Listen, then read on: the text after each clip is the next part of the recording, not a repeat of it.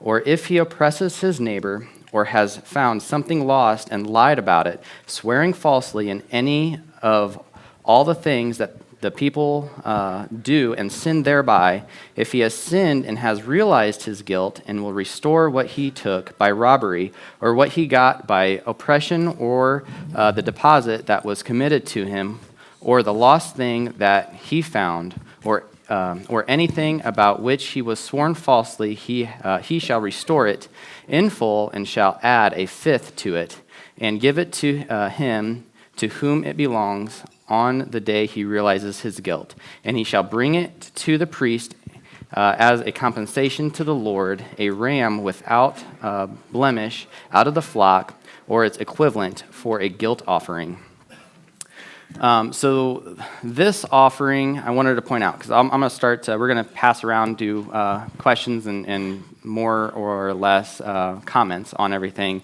I wanted to bring mine. In preparation for this, I was going through, reading it, what was standing out to me. I was sharing with my wife, Maggie, and she looked at me, she goes, Stevie has done 2 or 3 teachings just on this. And I'm like, well, fantastic. This is what stood out to me. And so Stevie has done a very good job of doing an in-depth teaching on this. But we're going to go through this again because I believe this first portion here, section that we read, is very important to reflect on, especially going into any of the feasts that we are heading into. So first off, I want to ask a couple questions, and I'm not sure if they're simple, so I don't know if I'm going to ask them to be answered or just rhetorical.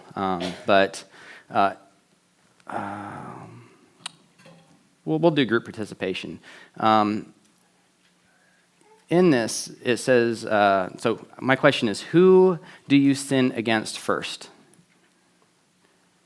Mike has it. You can. I'll just reiterate because these are going to be quick.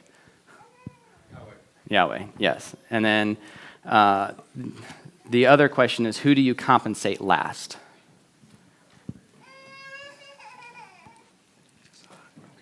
Same question, or same answer, it's Yahweh. So when it is stirred up in your heart to commit an offense to your neighbor, the first person you sin against is Yahweh, then your neighbor, and then how you restore that breach is first with your neighbor, and then once that's done, back to Yahweh. I have a couple verses here that I wanted to tie into this. Stevie has done a really good job of doing a whole teaching on this, but in Matthew 5:23, it says, if any of you are offering a gift at the altar, and remember that your brother has something against you, leave your gift there before the altar and go first reconcile to your brother, and then come and offer your gift. As we go into this Passover and unleavened bread season, if we are not restored with our neighbor, with our community, our brethren, and we go into these feasts where we are supposed to commune with Yahweh and draw near to Him in these times, reflect on our lives, and just set apart time for Him. If we are not first restored to our neighbors, there's going to be a barrier that is set up, that you need to fix before Yahweh will let you come into close quarters with Him. As we go on through this thought process, I wanted to bring up Hosea 6. 4-6, and it says, What shall I do with you, O Ephraim? What shall I do with you, O Judah? Your love is like the morning cloud, like the dew that goes away early. Therefore, I have hewn them by the prophets. I have slain them by the sword with my mouth, and my judgments go forth as the light. For I desire steadfast love and not sacrifice, the knowledge of God rather than burnt offerings. And then to sum this all up, if anybody would volunteer to read 1 Corinthians chapter 13. It's a short chapter, but we're going to read the whole thing.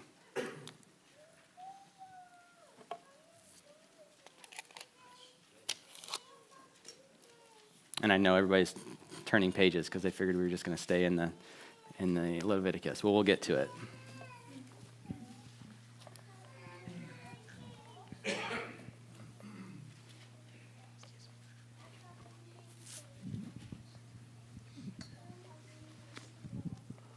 Though I speak with the tongues of men and of angels, but have not love, I have become sounding brass or a clanging cymbal. And though I have the gift of prophecy and understand all mysteries and all knowledge, and though I have all faith, so that I could remove mountains, but have not love, I am nothing. And though I bestow all my goods to feed the poor, and though I give my body to be burned, but have not love, it profits me nothing. Love suffers long and is kind. Love does not envy. Love does not parade itself, is not puffed up, does not behave rudely, does not seek its own, is not provoked, thinks no evil, does not rejoice in iniquity, but rejoices in the truth, bears all things, believes all things, hopes all things, endures all things. Love never fails, but whether they are prophecies, they will fail. Whether they are tongues, they will cease. Whether there is knowledge, it will vanish away. For we know in part, For we know in part, and we prophesy in part. But when that which is perfect has come, then that which is in part will be done away. When I was a child, I spoke as a child. I understood as a child. I thought as a child. But when I became a man, I put away childish things. For now we see in a mirror dimly, but then face to face. Now I know in part, but then I shall know just as I also am known. And now abide faith, hope, love, these three, but the greatest of these is love. Thank you, Chad. As we go into these feasts, my desire is for everybody to be in unity without any hindrances, and especially through this unleavened bread. I mean, we focus on our the leaven, which is doctrine, false doctrine that could be risen up in our members, but the ultimate desire is to get away from everything that is separating us from a close walk with Yahweh, and an offense to the brothers, offense to your neighbor can do that as well. One of the things that my family tries to look at, what we try to strive for going through all of these Torah portions, is to find Yeshua in them. It says the whole of the book is written about him. I have just a last little paragraph here that I'm going to read, and then after that we can just start. Anybody that has any comments on this section, and if not, we'll proceed through the rest of them. But this one says, disobedience to God's commands and the unwillingness to seek forgiveness betray of heart of self-centeredness and cannot be reconciled with attempts to bring him worship and adoration. One who worships God in spirit must also worship him in truth. That's John 4:24. Both elements are required for acceptable worship, and both elements are amply symbolized in the whole burnt offering. In the end, once again, our text points to Yeshua, his life and his sacrificial death. Our apostolic portion combines these two. His life is characterized as righteousness without sin, amplified by the phrase, nor was deceit found in his mouth, a quote from Isaiah 53, verse 9. So in every portion that we go through, I want to challenge you guys to study it and just look for Yeshua in every verse that you can, and because it's living and breathing. There's more to the Torah than just reading it, learning the commandments, and applying them. We should be looking at them to point to our Messiah as well. But with that, for this first section here that we read, anybody who has any comments, speak up. John.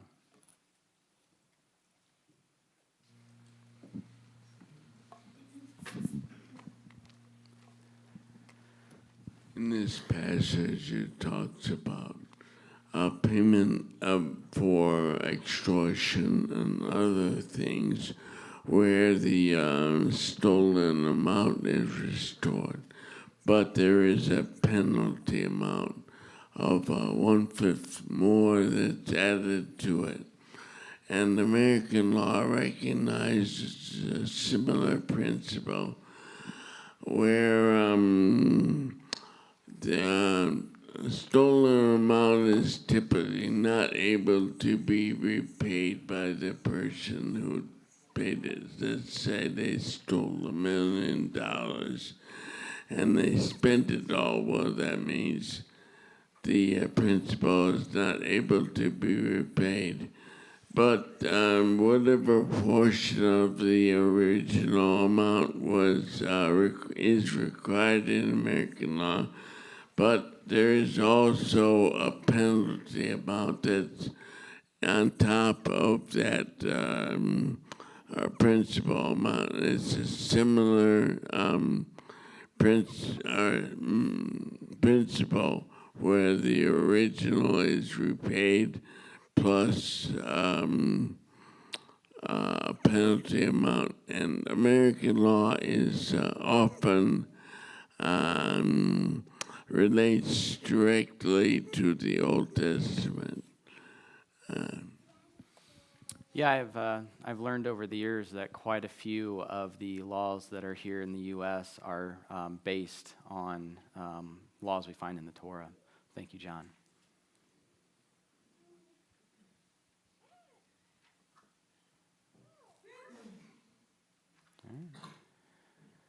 All right.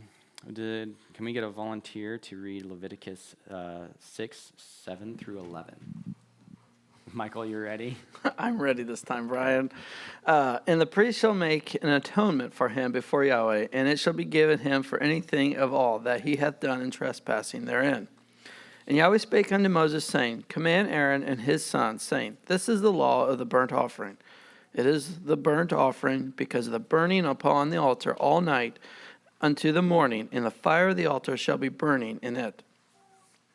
And the priest shall put on his linen garment and his linen breeches, and shall put upon his flesh, and take upon the ashes which the fire hath consumed with the burnt offering on the altar, and he shall put them aside the altar. And he shall put off his garments, and shall put on the other garments, and carry forth the ashes without the camp unto a clean place. All right, thank you. Does anybody have any comments they'd like to share?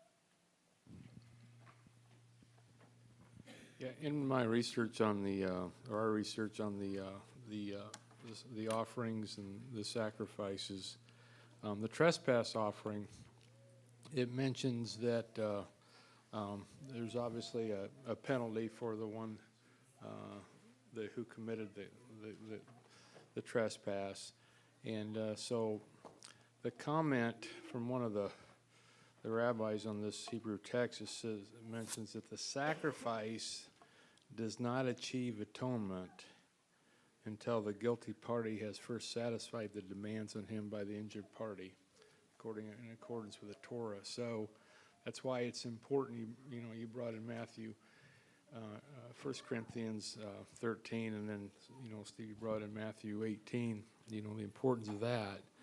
So there is a requirement. The atonement is not achieved until the guilty party has first satisfied the demands on him by the injured party in line with the Torah. So I think that's something that's important in terms of, receiving, even the atonement from Messiah, that we have an obligation to satisfy the what he requires of us. Absolutely. That's also seen that in the breakdown of the sin against first is Yahweh, then your neighbor, and then you have to reconcile with your neighbor before you can go back and approach Yahweh and have an acceptable offering. So.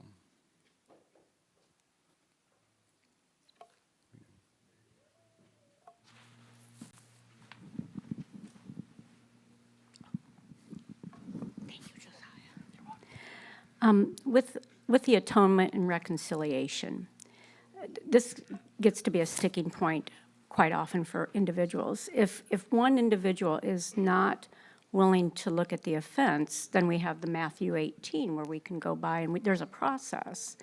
So if one party doesn't atone or seek reconciliation, what does that mean for us being able to go before our Lord? Anybody know? Were you the offender or the one who, I just butchered that. Did you commit the offense, or were you the one that was stolen from? Well, I've been in And- each case. I know, but I Yeah. feel like, so if you were the one that was defrauded, I wouldn't believe that there's an issue for you to be able to still approach Yahweh, because you have not done anything wrong in this case. It is the person who has stolen from you. Okay. So, That's just my thought. If anybody has any other opinion. well, I'm thinking the Holy Spirit I ask daily to convict my heart. So, yeah, because it comes up quite frequently, and how do you even address that? So thank you. If someone has taken offense against you, you could have a bitter heart, and that's where you have to deal with your own heart with Yahweh. Okay, Yeah. thank you. That's a good point.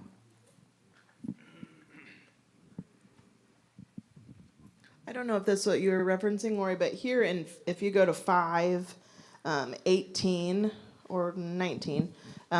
Is this Matthew? No, this is in Leviticus when she was Okay, talking Leviticus about 5. that. It says, and he shall bring to the priest a ram without blemish from the flock with your valuation and the trespass offering. So the priest shall make atonement for him regarding his ignorance in which he erred and did not know it, and it shall be forgiven to him. It's a trespass offering. So I think that there's a few places in here that talk about even when you're unaware, there's still, or even up top, in the beginning, in 14, it talks about unintentionally when he commits a trespass and sins unintentionally in regards. So I think there's a couple places that it's still, even through your ignorance or unintentional, that there can be that atonement that's given in this section. Thank you.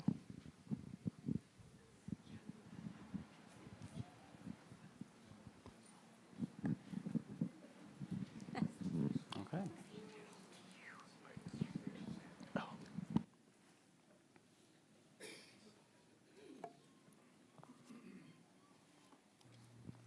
Yeah, I think one of the things we have to be really careful of as a believer is accusations.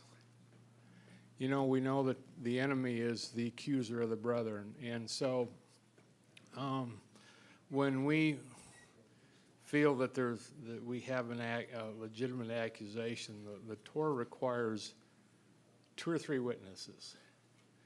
So we have to be real careful. Even if you feel the Spirit is leading you to say, this person is doing certain things, the Bible requires. Remember, we went through the functioning of the Spirit. What they saw and what they heard was the evidence of what they proclaimed, and so. When we want to make sure that if it's the right Spirit telling us, it still has to line up with the Word. the word is the ultimate knife that separates and divides and gets to the heart of the individual. So if there's accusations, make sure you have 2 or 3 witnesses that can testify.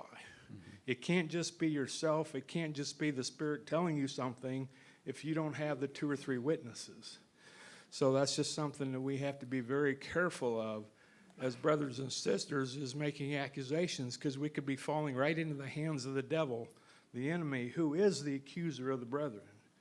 And of course, Yeshua is always standing there, of course, providing the right defense, when the enemy is making those accusations. So it's a harsh warning. Be very careful of accusations, because that's a very serious matter.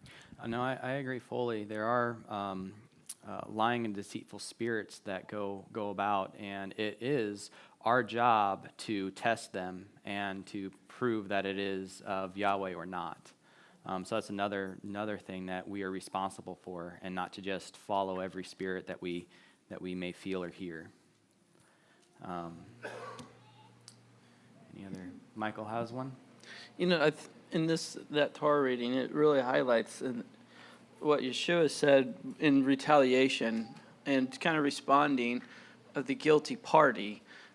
This is Matthew 5, verse 39. It's one of the, when somebody comes to you with an accusation, if you're found guilty, you're also were to turn the other cheek. And Dad's talked about it a lot too, but what that meant was you acknowledge what you've done, therefore you're willing not only to take the penalty, but you're taking double portion, meaning that is a sign that you recognize and you have received the offense and that you are the offender.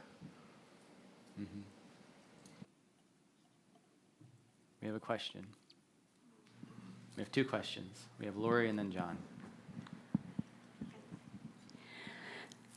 So, in my profession, I work with a lot of victims of crimes, a lot of children that have no witnesses to their crimes. And I understand what the Bible's saying, but there's also places like in Genesis where Cain and Abel, the Abel's blood called out for vengeance. There were no witnesses to that particular murder.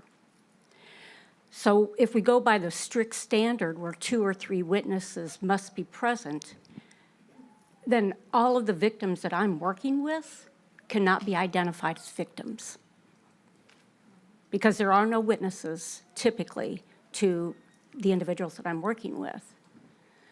So I have to navigate that somehow. I can't just dismiss everybody that comes in that's been victimized without a victim or without a witness, because they rarely exist.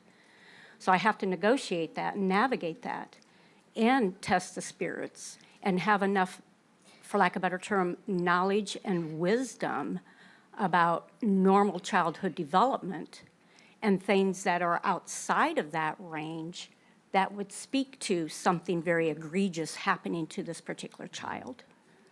And in other situations, not just children. So I just kind of want to, how would the Torah address that, I guess?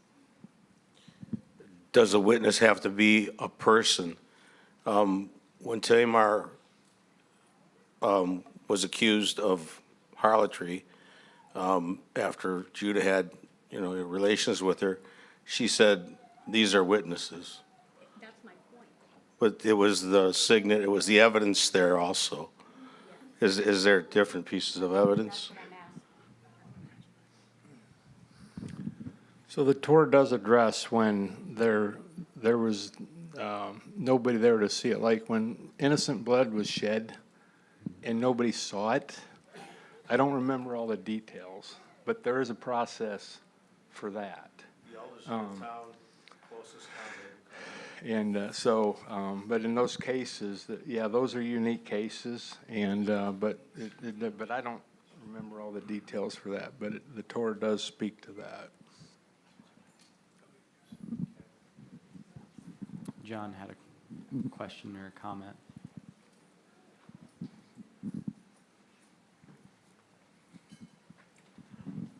When a person brought an offering, a blood offering to be given for sin.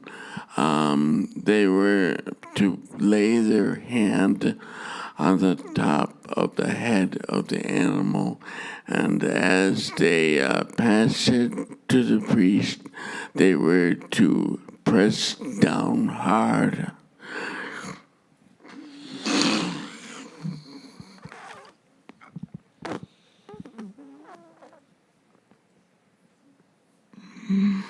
Hard on the head, signifying that the guilt for the sin was being transferred.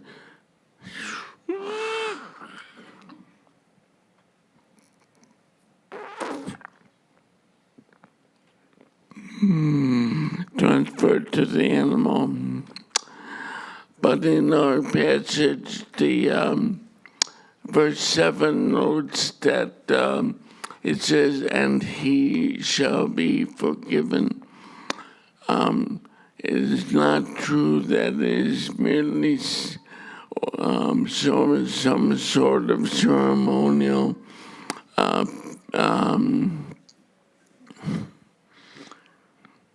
act that's being done, but there is actual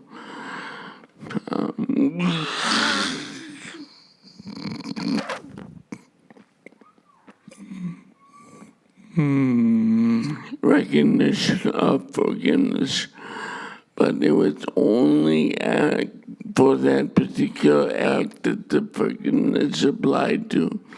So in the sacrifice,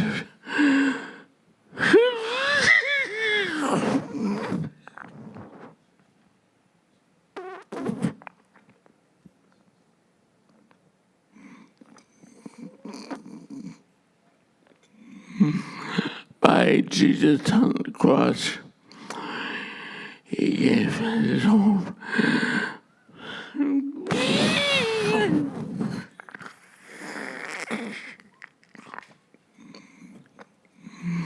own body as a sacrifice for all sin, for those who would have faith in him, and for all time. Thank you. Before we move on to the next reading, I want to stop and talk about the whole burnt offering here. Mine says, the burnt offering shall be on the hearth of the altar all night until the morning, and the fire on the altar shall be kept burning on it, and the priest shall put on his linen garments and his linen undergarments on his body, and he shall take up the ashes to which the fire has reduced the burnt offering on and the altar, and put them beside the altar. We should associate this whole burnt offering as our daily devotion. Each morning that we get up, we are to put on our on the altar our daily sacrifice and have it go up before the Lord each morning, and just give Him our entire being each morning. So I wanted to point that out. And then the priest's job is on the coals and the ashes of this altar. It is a delicate process, because if you are tending to the altar and you are shuffling things around and you are removing some coals and some ashes from that and setting it off, because there's we're not going to go into the whole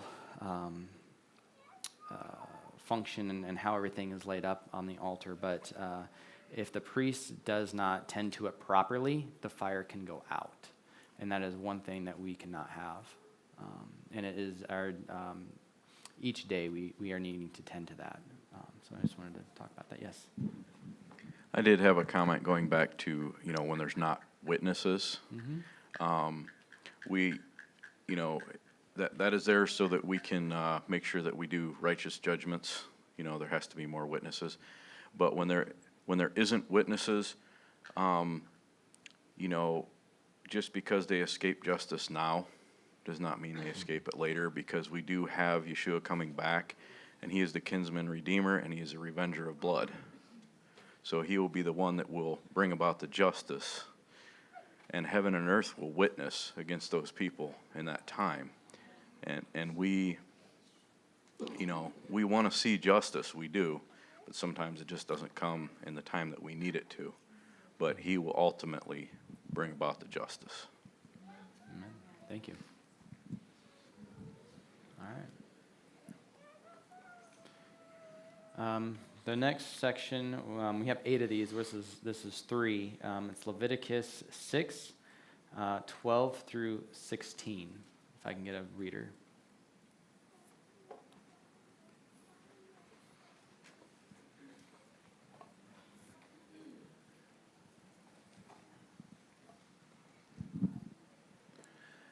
And the fire on the altar shall be kept burning on it, it shall not be put out.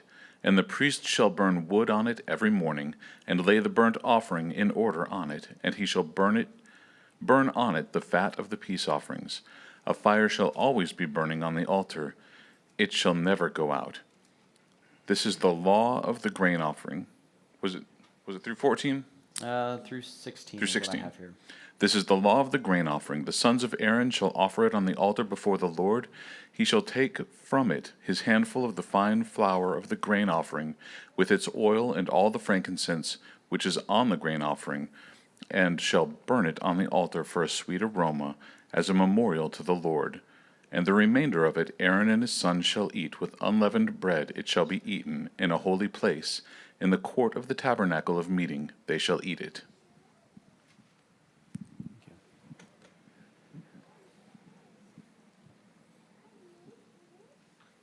I'm going to leave that up for anybody who's got any comments.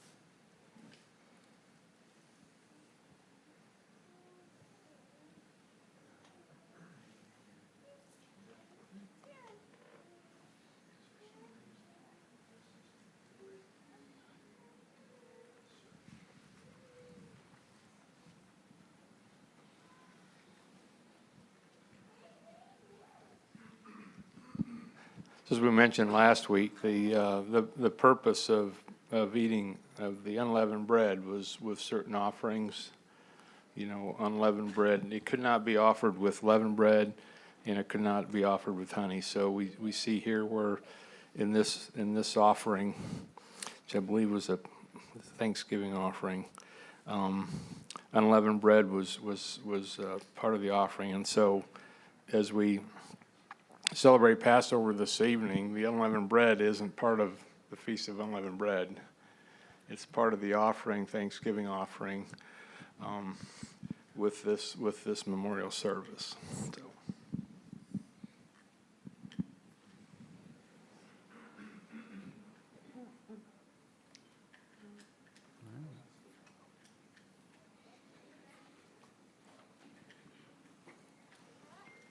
Anybody want to read the next section? It's Leviticus 17 through 23.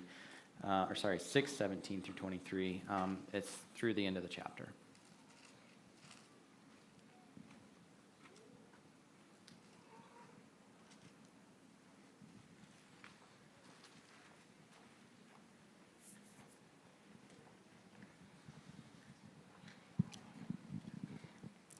This is the law for the grain offering. The sons of Aaron. Oh, wait a minute. Yeah, 6. My numbers are a little bit different. So say that again, the beginning I of have it. 6:17 through 23. Yeah, this is Tony Robinson's, and he has it in 8 sections. So I don't think they're the daily readings. I think they're in importance of the sections. Okay. So it's going to throw everybody off. Yeah, but it it's did. Okay. 6:17 through 23. Thank you. So let me start again. It is not to be baked with leaven. I have given it as their portion of my offerings made by fire. Like the sin offering and the guilt offering, it is especially holy. Every male descendant of Aaron may eat from it. It is his share of the offerings for Adonai, made by fire forever through all generations. Whatever touches those offerings will be made holy. And Adonai said to Moshe, "This is the offering for Adonai that Aaron and his sons are to offer on the day he is anointed, 2 quarts of fine flour, half of it in the morning and half in the evening, as a grain offering from then on. It is to be well mixed with olive oil and fried on a griddle, then bring it in, break it in pieces, and offer the grain offering as a fragrant aroma for Adonai. The anointed Kohen who will take Aaron's place from among his descendants will offer it. It is a perpetual obligation. It must be entirely made to go up in smoke for Adonai. Every grain offering of the Kohen is to be entirely made up to go up in smoke. It is not to be eaten. Adonai said to Moshe, "Tell Aaron and his sons that this is the law for the sin offering. The sin offering is to be slaughtered before Adonai in the place where the burnt offering is slaughtered. It is especially holy. The Kohen who offers it for sin is to eat it. It is to be eaten in a holy place in the courtyard of the tent of meeting. Whatever touches its flesh will become holy. If any of its blood splashes on any item of clothing, you are to wash it in a holy place. The clay pot in which it is cooked must be broken. If it is cooked in a bronze pot, it must be scoured and rinsed in water. Any male from a family of Kohanim may eat the sin offering. It is especially holy. But no sin offering which has had any of its blood brought into the tent of meeting to make an atonement in the holy place is to be eaten. It is to be burned up completely."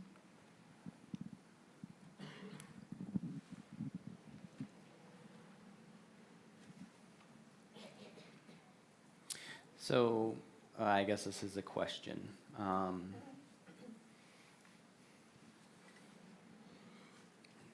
We are going through these offerings in this section. Do we tie, and this is a question for everybody, do we tie these offerings that are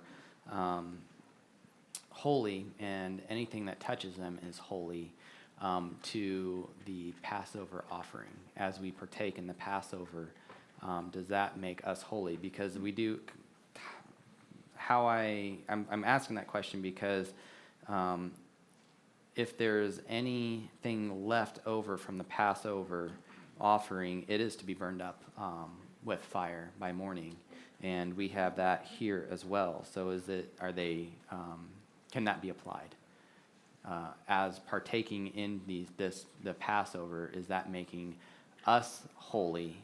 And anything that it touches, as we eat it, is that to make our mouth holy, like our speech, and is that and so on? It's like, is all the symbolisms here applied to that? We have two. All right. Well, if you look at the very theme of the book of Leviticus, it's written in thirds. The first section has to do with closeness. These korban sacrifices are supposed to bring you close to Yahweh. The middle section has to do with pureness. It purifies you. You're supposed to purify yourself, your hearts before Yahweh. And the third section is holiness. Holiness is when you're fully set apart to Him. And we need these things before we partake of the Passover. If we're going to get out of the Passover what we're supposed to be pure before Him. Specifically in these sacrifices that we're looking at, or the korban,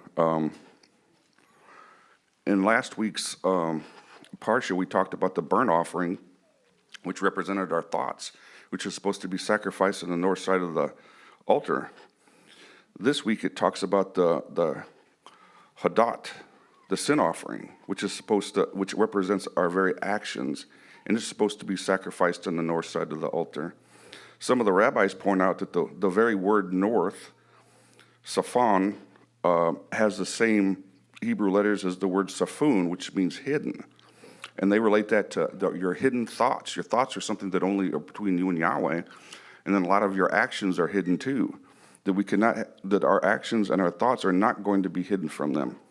When we look at the sacrifices, the korban, all the garbage is burned up. Only the good stuff is left. We're supposed to take those thoughts and stuff, the bad thoughts, and burn them up on the altar and our actions. So look at Deuteronomy 29:18 here.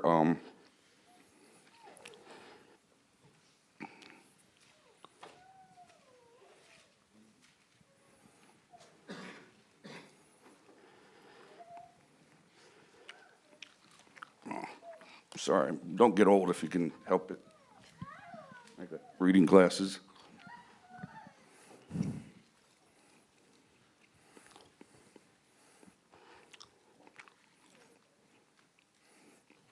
lest there should be among you a man or a woman or family tribe whose heart turneth away from Yahweh your God to go serve other gods of these nations, lest there be among you a root that beareth gall and wormwood. And it come to pass, when he heareth the words of this curse, that he blesses himself in his heart, saying, I shall have peace, though I walk in the imaginations of my heart, and add drunkenness to my thirst. You'll never know the difference, because the way we're thinking, our thoughts are just within us.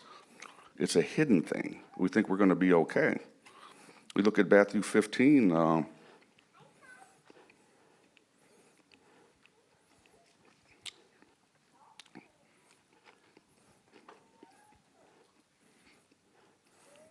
15:19.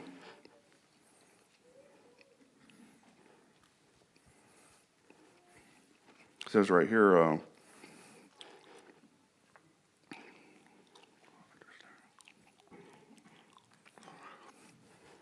then answered Peter and said unto him, declare unto us this parable. And Yeshua said unto them, are you all, are yet you without understanding?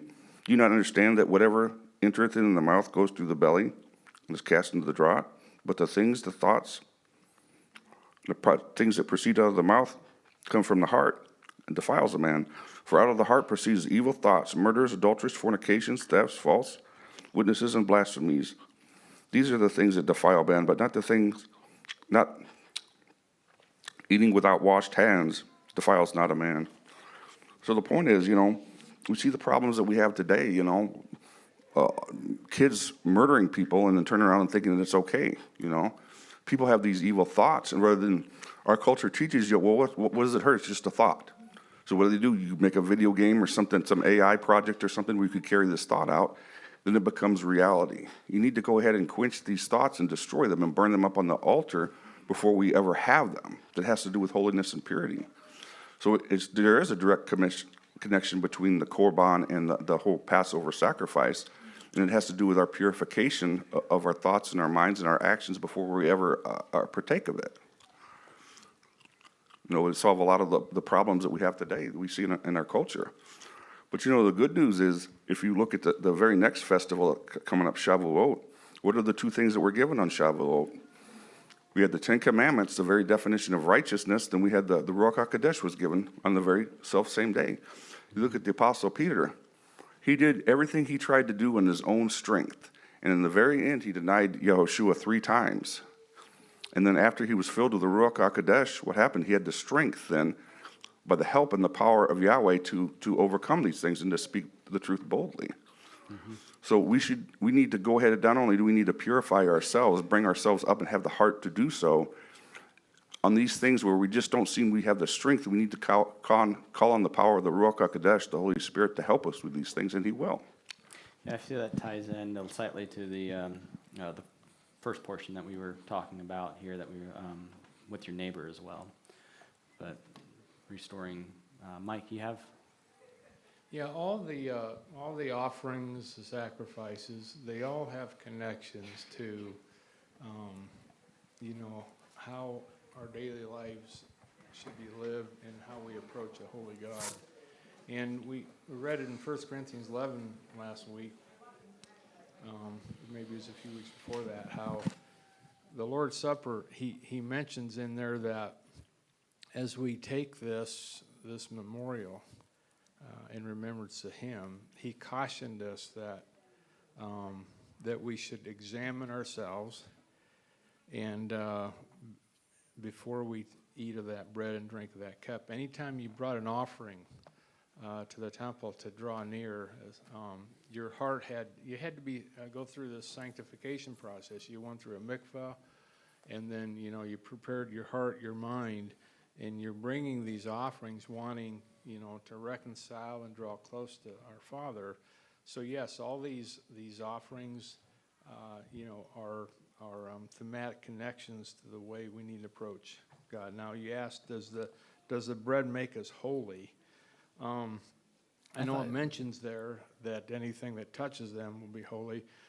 I think the theme there is, if you remember when David and his men were hungry and they went to the temple or tabernacle, I can't remember, and they were hungry, and the only thing there was the showbread. And the rule in the Torah was that only the priests could eat the showbread. Well, why was that? Because they had went through a purification process, a sanctification process, to make sure they had a clean heart and were ritually pure before they partook of something holy.